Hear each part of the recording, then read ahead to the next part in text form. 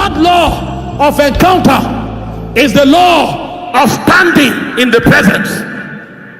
He said to Elijah, go and stand on the mountain, and I will appear to you. I will show myself before you.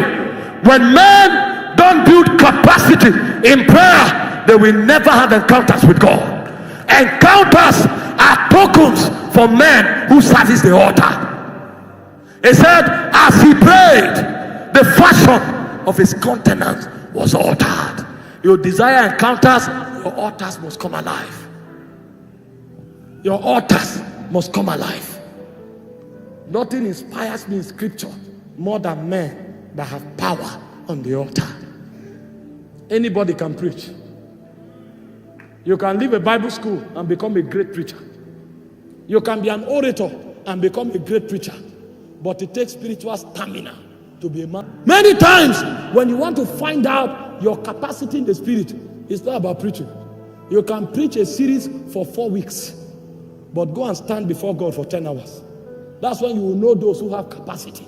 Men who can travel. Because when you want to stand in the presence, it's like ascending the mountains of God. Many times Moses will climb Sinai for 40 days.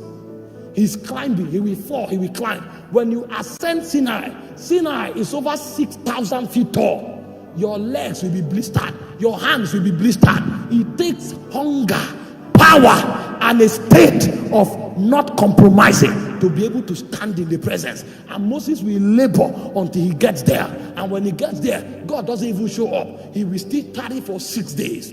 And when God descends on that mountain, when God descends, Moses doesn't return as a mortal. He returns as a mortal. And he said, even Moses wished not that his face began to shine. He had paid too many prices for God not to allocate a measure of his presence to him as a weapon. When Moses walks through a city, his word is law. With a staff, he could part the Red Sea. He had become a creature that could not be explained because of the texture of encounters that he paid the price for. He went through prayer. He tarried on the mountain until God appeared. There are men who will hold on to him and say, I will not let you go. I will not. His stamina in the spirit. You want to find strong men, they are not on the pulpit, they are on the altar. Anybody can be on the pulpit, but when you find men on the altar, they are genuine men. He said the priest must put wood on it every morning. The fire on the altar must not be put out. The reason our Christianity is weak and psychological is because we don't have men of prayer. When men build capacity on the altar, it will be commonplace. When you come to such meetings, you won't find sick people. Because when they stay in the presence for long, their body, the molecular structure of their body will be altered.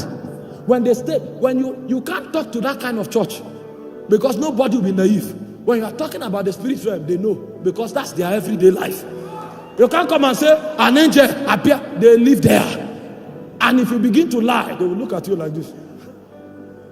They will know you are a joker.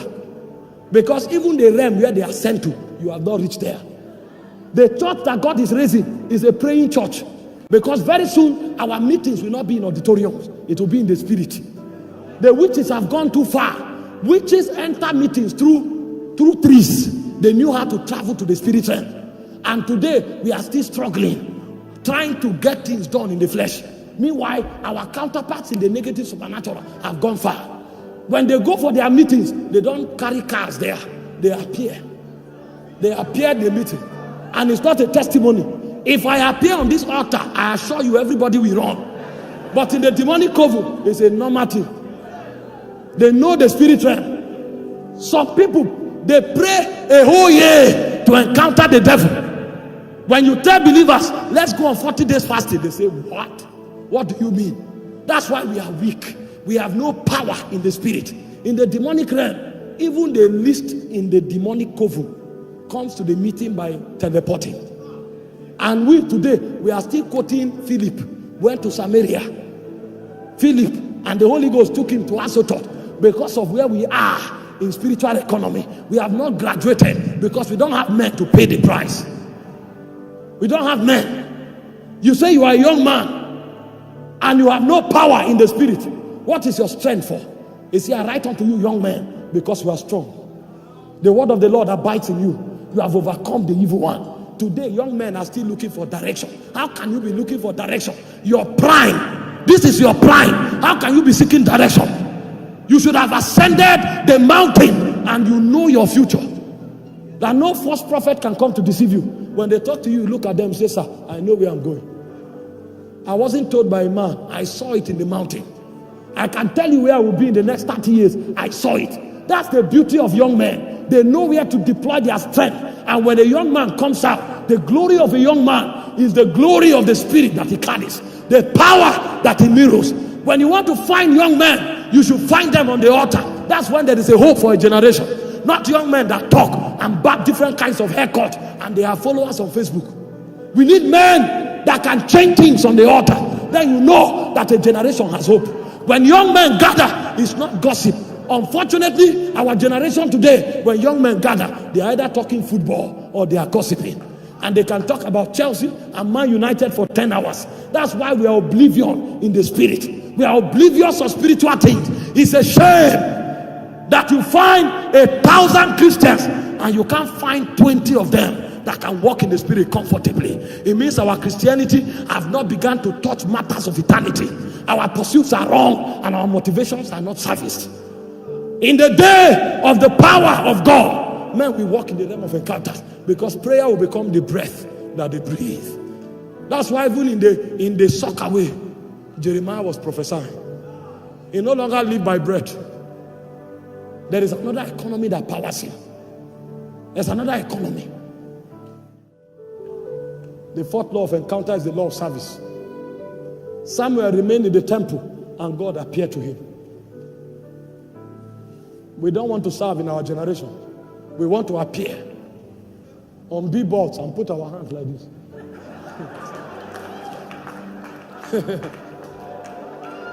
And the child Samuel served the Lord in the temple. It was by the altar in the temple that God called him Samuel, Samuel, Samuel, Samuel.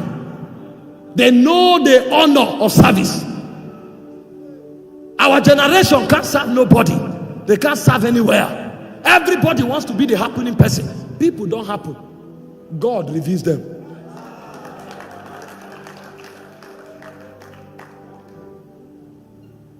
Forget this idea of seeing a man and running to remove his body and hold it like this. You have the Bible in your hand. You have a house. You have not held it. It's a man's body you came to remove. I've been touched.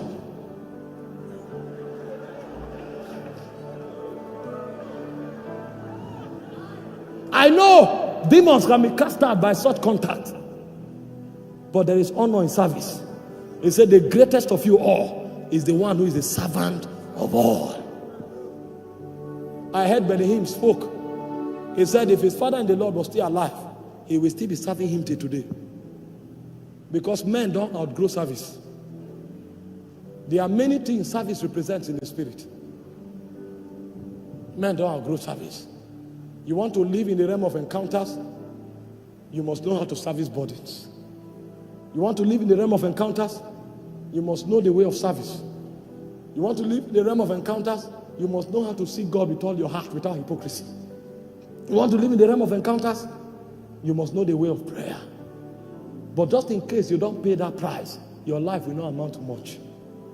Because even the scriptures have revealed to us that many generations came and went.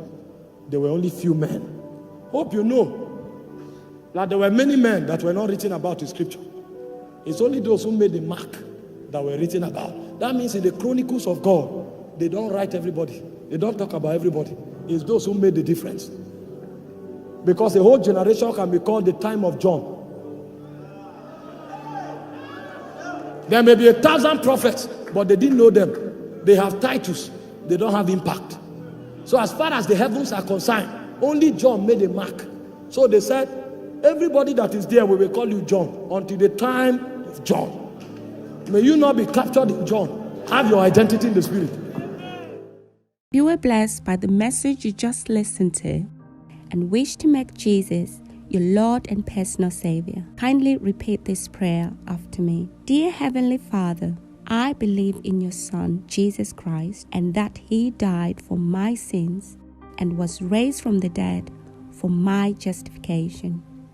I therefore confess with my mouth that Jesus is the Lord of my life. I receive eternal life into my spirit. I am born again. Thank you, Father, in Jesus' name.